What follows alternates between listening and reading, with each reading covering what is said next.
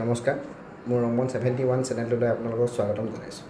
আজি আপোনালোকৰ মাজলৈ নতুনকৈ পেপা এযোৰ লৈ আহিছোঁ।